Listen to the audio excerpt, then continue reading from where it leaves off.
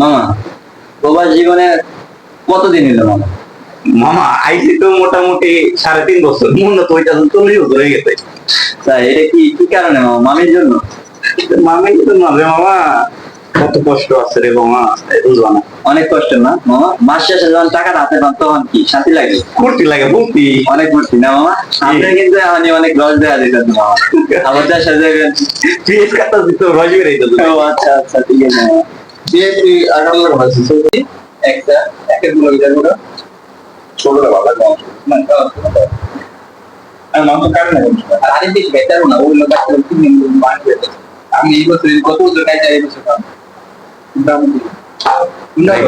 এটা কি আমিনুলের মোটামুটি ব্যাচেলর জীবনের শেষ দিন? না ও ভাবছে তোমার দিন কোথায় হোটেলে কাম করতে মাংস কাটাই কি গো?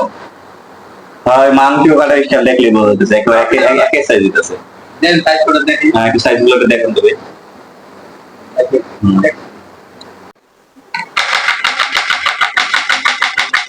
মামা আগে কি হকার মুকার আসলেন নি বাংলাদেশে বসে বলেন তো? হকারে কি পিএস করে বড়া? হকারে পিএস করে ওই যে কি জানি বলে ওই যে ঝালমুড়ি মুড়ি বেচে যারা তাদের বিদেশ যাওয়ার আগে 3.5 বছর মিয়া চাকরি করে দিতে হলো, বুঝছো?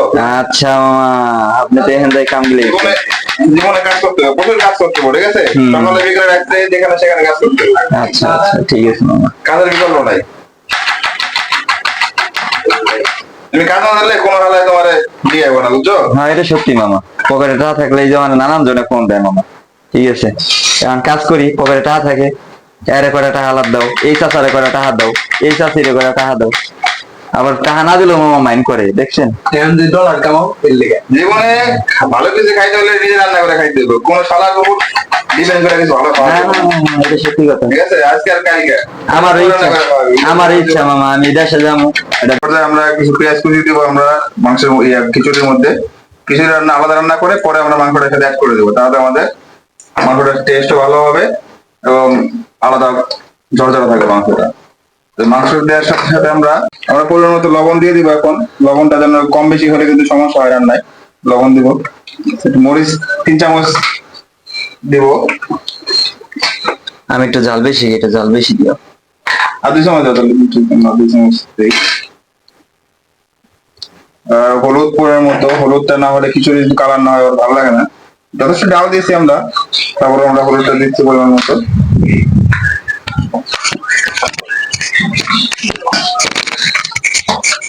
এটা হচ্ছে আমাদের ধনিয়া গুঁড়া। ধনিয়া গুঁড়াটা আমাদের খিচুড়ি স্বাদটা বাড়ায় দিবে আরো। একবার আমরা এই খিচুড়িটাকে রেখে দেবো।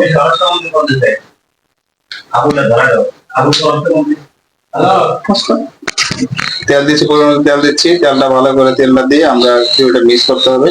আর তেল লাগবে না, খিচুড়িটা এখন মিক্স করে ফেলবো। ভালো করে মিক্স করলে খিচুড়িটা সুন্দর কালার আসবে। আর আসলে যাই হোক, সবকিছুতে একটা কথা আছে, আগে দর্শনধারী পরে গুণবিচারী। স্বাদ যে মানে দেখতে ভালো না হয় আসলে জিনিস খেতে ভালো লাগবে না।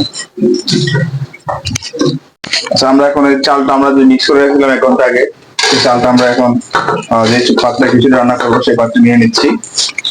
ভালো করে নিয়ে নিচ্ছি। দেখতে পাচ্ছেন চালটা খুব ভালোভাবে মিক্স হয়েছে, কালারটা আসছে, সুন্দর একটা কালার আসছে। আর গানটা এখন মোবাইলে যদি বোঝা যাচ্ছে তাহলে আসলে সবাই বুঝতে পারছেন কেমন আসতেছে। খুবই সুন্দর একটা গান আসতেছে আমাদের। এখন আমাদের হয়ে গেল।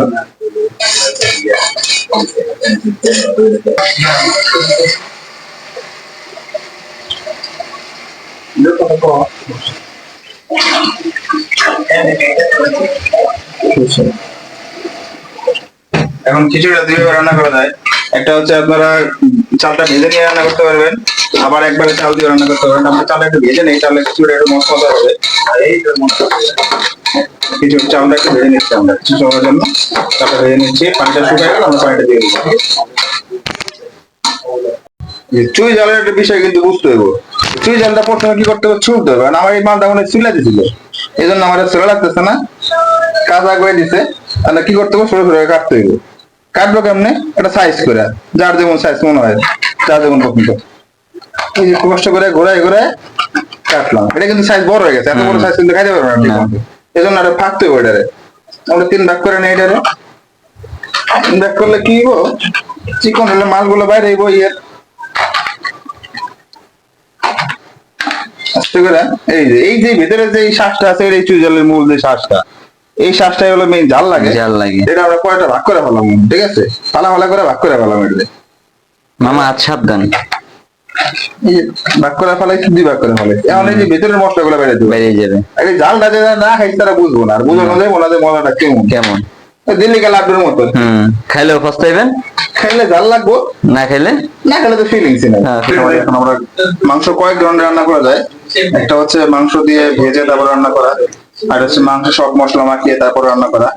তা আমরা আজকে সব একবারে মশলা মাখিয়ে তারপর রান্না করা। এটা রান্নার একটা আলাদা টেস্ট আছে, মাংসটা ভালো মতো সিদ্ধ হবে যাতে। মাংসটা প্রথমে আমরা চিবিয়ে পানিটা ফেলে নিলাম, পানি ফেলে দিয়ে পরিমাণ মতো আমরা পেঁয়াজ দিলাম, পেঁয়াজ কুচি দিলাম, একটু রসুন দিলাম এর সাথে। যথেষ্ট পরিমাণ আছে আমাদের পেঁয়াজ, যদিও এখানে পেঁয়াজটা অ্যাভেলেবেল না, দামটা একটু বেশি, তারপর আমরা চেষ্টা করছি যথেষ্ট আনার। আর আমরা দিয়ে দেবো হচ্ছে এখানে আছে মরিচ, কাঁচা মরিচ।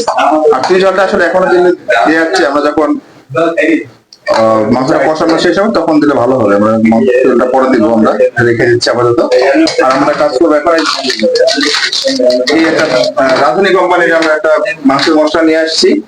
এটা এখন বিদেশে সব জায়গায় পাওয়া যায়, সব দেশে ওয়ার্ল্ড ওয়াইড আমাদের এটা এক্সপোর্ট হয়। তাই আমরা বাঙালি স্বাদের জন্য আমরা এই মাংসের মশলাটা নিয়ে আসছি। আমরা অর্ধেক পরিমাণ মশলা আমাদের যে মাংস আছে দিয়ে দিচ্ছি মাংস মশলাটা, যাতে টেস্টটা একটু বৃদ্ধি হবে। আমাদের আরো মশলা আছে, আমরা এটা দিয়ে দিচ্ছি। দিয়ে আমরা এখন আমরা পরিমাণ মতো তেল দিয়ে নিব। আমরা এখানে সয়াবিন তেলই খাই, সয়াবিন বাংলাদেশের সয়াবিন তেল, এখানে সয়াবিন তেল আমরা খাই, ঠিক আছে। মাংসটা মতো রান্না করবো। কেউ আমাদের খিচুড়ি, তাই আমরা মাংসটাকে ভালো করে কষায় কিছুক্ষণ রেখে দিব মশলা মিক্স করে, যাতে আমাদের একটু সুন্দর গান বেরোচ্ছে। আপনি গান পাচ্ছেন? আমার তো কাছে এই যে গ্রামটা, মাংসের যে গ্রামটা আসে, আসলে গরুর মাংস একটা আলাদা জিনিস। এই অন্য পৃথিবীতে অনেক মাংস খাওয়া হয়েছে, কিন্তু গরুর মাংস মতো আর কি এরকম তার কোনো ইসে নেই, এত স্বাদ আর কোনো মাংস পায় নাই। মুসলিমরা গরু খেয়ে মরে যাবে।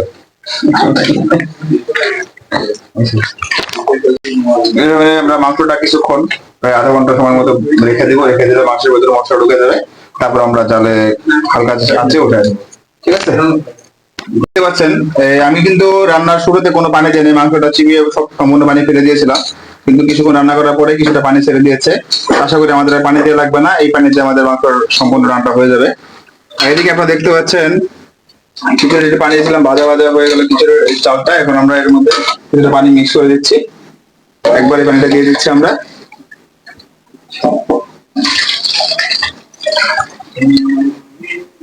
পরিমাণ মতো পানি দিয়ে দিলাম, কিছুটা আমরা ঢেকে দেবো, তাহলে কিছুক্ষণের মধ্যে আমাদের হয়ে যাবে।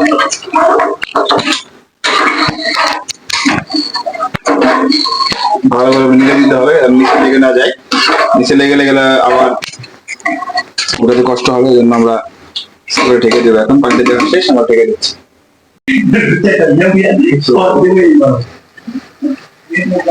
উঠতেছে না, খুবই আমাদের এখন তো আমি এটার দায়িত্বে আছি আমার, তো আমার খুব ইচ্ছে হইতেছে নিচে লেগে যাবে।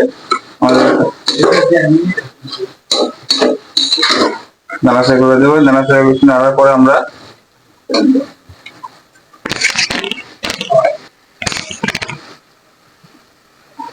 তেল দিচ্ছি, বেশি তেল দিয়ে দিচ্ছি। তেলটা লাগার কথা না, খুব একটা দিয়ে দিচ্ছি তেলটা। হ্যাঁ, সুন্দর আমাদের ভালো মিক্সিং হচ্ছে, আপনারা দেখতে পাচ্ছেন কালার সুন্দর কালার আসছে।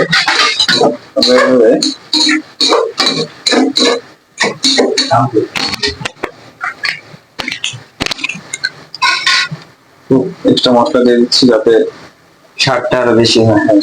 মাংস একটু কম দেখা যাচ্ছে, দিয়েছি। তারপর লাগতো না, তারপর আমরা যেহেতু একটু স্পাইসি খাবো, স্পাইসি খাওয়ার জন্য আমাদের একটু মশলাটা বেশি লাগবে।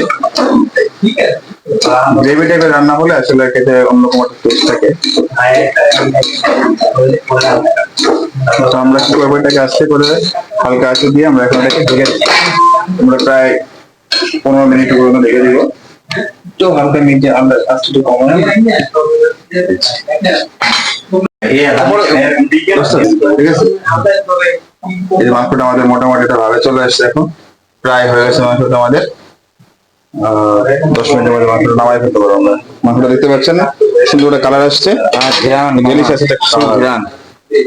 এখন মাংসটা নেড়ে দিচ্ছি, বারবার নেড়ে নেড়ে একবার ভাজা ভাজা করে ফেলবো মাংসটা আমরা, ঠিক আছে? দেখতে পাচ্ছেন একটু জালটাও গলে গেছে আমাদের, অন্যরকম একটা ফিলিংস। আসলে এই ঘ্রাণটা যদি মোবাইলে পাওয়া যেত তাহলে আসলে বুঝতে পারতেন। গ্রেভি শেক চলে আসছে। এরপরে আমরা মাংসটা খিচুড়ির মধ্যে দিয়ে দিব, যাতে করে একসাথে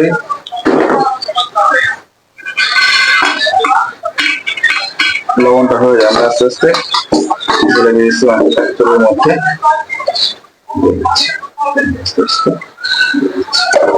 এতে করে হবে কি, মাংসটা যতটুকু সিদ্ধ হয়েছে, ভাজা বাটা মাংসটা মিক্স হয়ে যাবে, লবণটা আমাদের বুঝতে সুবিধা হবে। করে ফেললাম।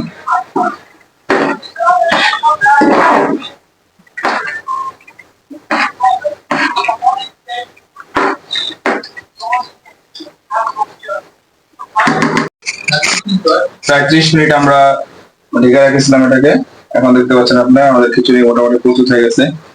খিচুড়িটা মোটামুটি ঝরঝরে হয়েছে আমাদের, হালকা একটু পানি আছে, হালকা আছে। আর 2-1 মিনিট আমরা একটু রেখে দিলেই খিচুড়ি খাওয়ার জন্য প্রস্তুত হয়ে যাবে।